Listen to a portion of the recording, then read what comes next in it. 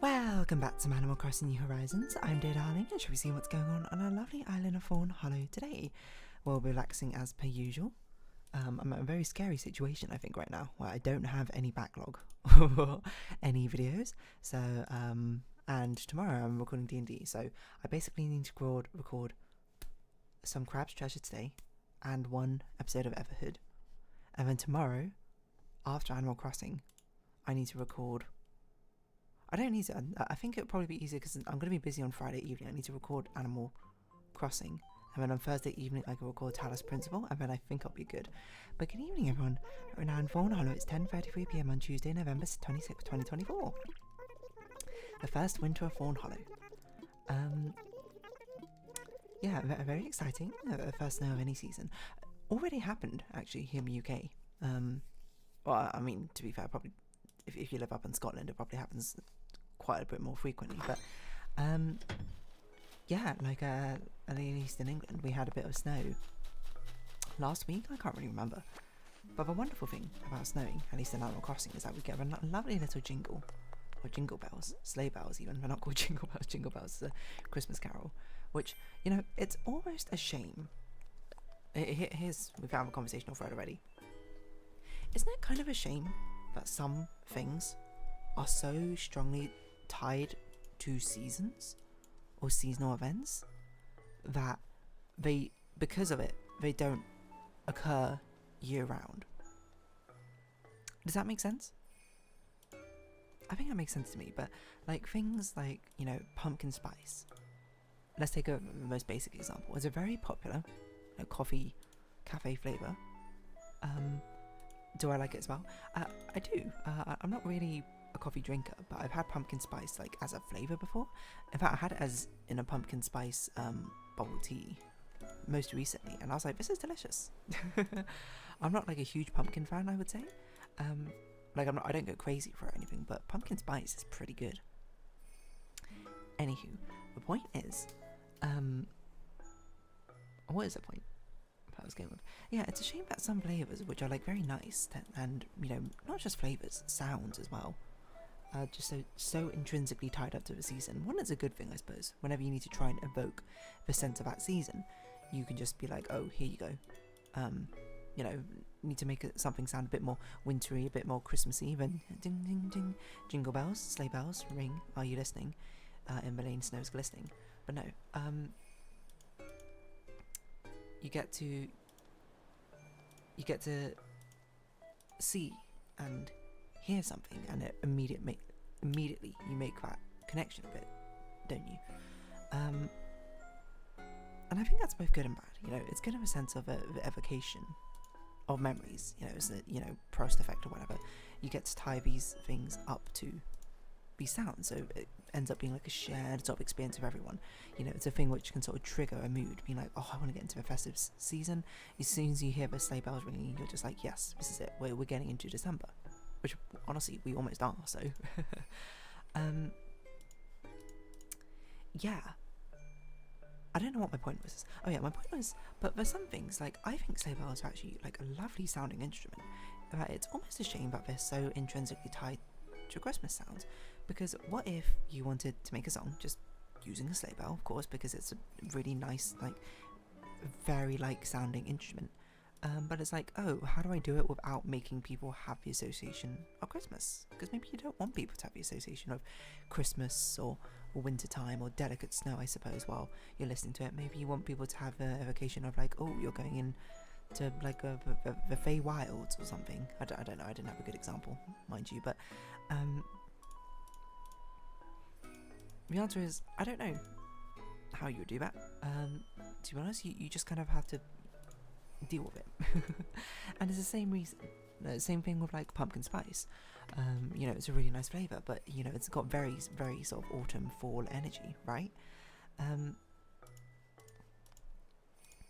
People have a strong association with it and autumn for fair reason, because it kind of only really comes around autumn. Pumpkin is like a harvest fruit, so of course, you know, growing around autumn time.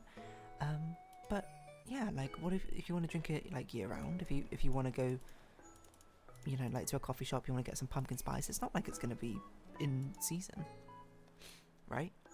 other things as well, like I don't know why candy canes came to mind, I suppose, because I don't even think candy canes are all that great, to be honest. They're just kind of like extremely minty flavour, which is fine. Like if you like minty flavours, then more power to you. And I do like minty flavours, but this sort of, the candy cane flavour is not quite the minty flavour I suppose I like. I quite like a refreshing minty flavour, but something about candy cane feels like a very sickly sweet minty flavour is probably the best way to put it.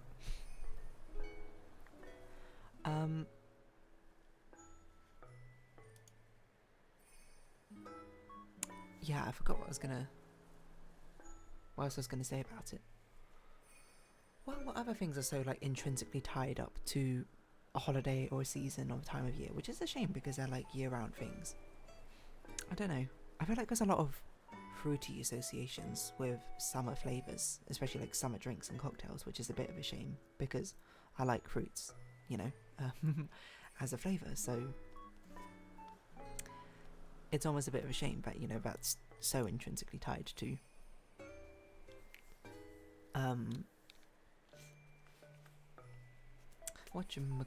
summer things.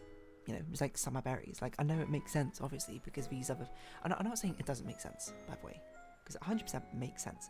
It's these things, like, a lot of these flavours tend to really grow around that time. So, like, these summer fruits are the fruits which grow in summer. Of course, you're going to have that association with them at that time, aren't you? Because that's going to be the time they're in season, that's going to be the time of the best, that's when you eat them, If you eat strawberries in winter, these are ones which are like frozen and preserved, presumably year round. I don't know if you can really grow strawberries year round, but so it doesn't end up being the same sort of feeling, right? At least that's my perspective on it.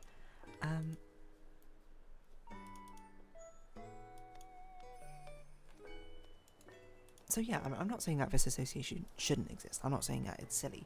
I guess it's more of a shame that some things which, if you really like something which is seasonal, I mean, it just like comes and goes with the season, and it's like, oh, you don't get to enjoy it year round. But I suppose at the same time, distance makes the heart grow fonder. So by not having it, you are not like more incentivized to have it, but like when it comes around again, you're just like, yes, this is great. We love this. Love having a good amount of lovely taste. I don't know how to describe it, to be honest. But I was thinking of more in a music sense, because like music doesn't have as strong as an association, I think, food does, because food, of course, it's more like a pragmatic sort of thing, isn't it? It's more of a pragmatic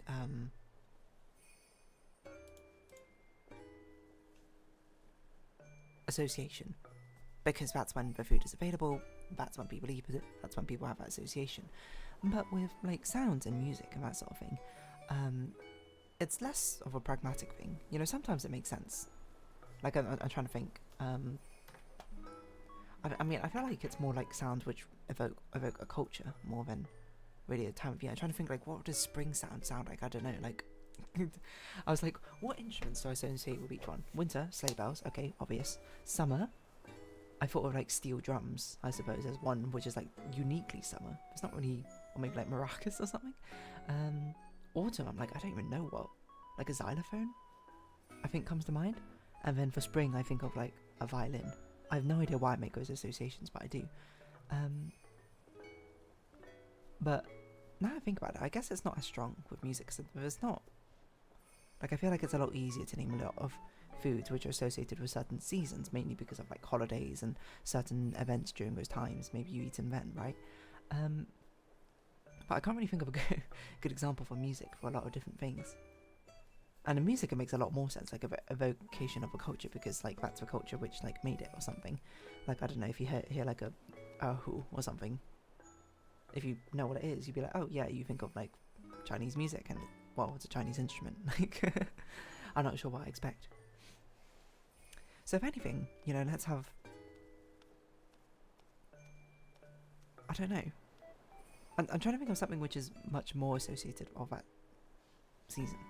I guess what I'm trying to say is like both a blessing and curse that things get associated with each other, which is a really, really like far back sort of step back, which I didn't expect to be taking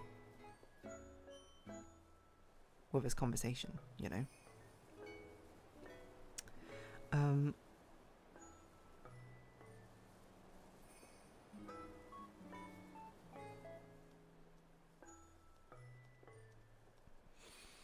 yeah, like some of these associations are, I don't know, because it's not like even all these associations are a thing. Like some things, it started with sleigh bells, which now I'm realising is quite a niche case, because there's not many things which are so directly only linked with a certain thing that they basically cannibalise all other associations.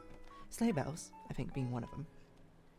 Like, I don't think sleigh bells, like, if you heard sleigh bells, like, good example, like, if you see a pumpkin, I suppose, out of a context in general, sure, pumpkin has a strong sort of Halloween, autumn sort of association. That doesn't mean you always think pumpkin, right? Like, you don't always think autumn when it comes to it, right? If you see, like, a cornucopia of, like, different vegetables, well, actually, maybe that's a bit autumn-focused. Maybe pumpkin's not a good association, though. Good example either. Maybe, like, apple's a better one, because that's, like, harvest season for apples, right? Autumn time? Is it? Wait, hold on. No, that's not right. Harvest season apples. That's late summer, late October. Yeah. So apples can sometimes have a sort of autumnal association. But if you see an apple on its own, it's not like you immediately go, oh, autumn. Right? Maybe you think apple pie or apple sauce, or maybe you think of a company. I don't know. But for things like sleigh bells, it's like it basically only is that, right? Well, now we're up, we might as well make sure we start clearing up our island, otherwise we're going to have our work cut out for us in future episodes. And pumpkin, I guess, also goes into that, but maybe I feel less strongly about that because I don't care as much for pumpkin, except for pumpkin spice is just nice. How's pumpkin pie? I don't think I've ever actually had pumpkin pie. It feels like a very distinctly American thing in my mind, but would I make one? Yeah. Have I made a pie before? Yeah, absolutely. You might be like, have you made like the pastry, like puff pastry pie, or have you made the short, what's it called? Is it called short? It's not called short crust. What is it called? Types of pie crust or pastry. Puff pastry or... No, it's called short crust. Okay, never mind. I was just in my own head about it. I'm pretty sure I made a short crust pie before. I don't remember though. I might not have. I'm not really sure what determines what pie sort of pastry you should really use, but that's a conversation for another time, I think. Anyway, but long and short of it is that things have stronger associations, and it's a real shame for the ones which have like really, really strong associations with a certain season or whatnot. Chocolate eggs with Easter. Well, why is that second thing that came to mind? I don't even care that much about chocolate eggs. Oh yeah, it's almost Black Friday, right? That's why Nook's got that Black Friday sale. Because Thanksgiving, I don't know, this week? Next week? I don't recall.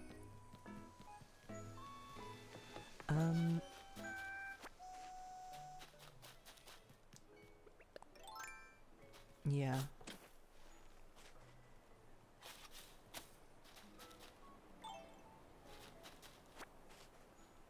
Yeah, I don't know what I was going with this. But I don't know. I feel like my point makes more sense if I can think of a better example. But because I started, I went out swinging very hard. Well, not that hard. With the sleigh bells. But I'm like, what else has such a strong sort of association with like a different season or whatever? I don't know. Oh, I didn't mean to pick this up. Or something which has such a strong association with a season, which I'd like to see year round instead. Sleigh bells, sure, but what else? I don't know. Because I feel like everything else has much softer association. So maybe this brings a much more interesting question: is what thing in like each genre of, let's say, like human sense, has the strongest association with a temporal-based theme? So sleigh bells, I think, are just like unanimously Christmassy, wintry, and you basically never hear them out of that context. We said pumpkin spice for taste, but I think that's a bit general now, because I feel like pumpkin spice is so ubiquitous now that it actually is kind of year-roundish. Like I've seen it in other places out of season, which is good because I think pumpkin spice is pretty delicious. Like, what else to say about it? I don't know, for sight? I guess that would be like what colour has the strongest association of it with a temporal time. That's a really good question. I'm not really sure. Because you might say like, oh, Christmas obviously the most iconic, I suppose, holiday time for not all the world, but a large majority of the world. Well, maybe not even large majority. Large for the Western world, I should say, which is obviously where my biases lie.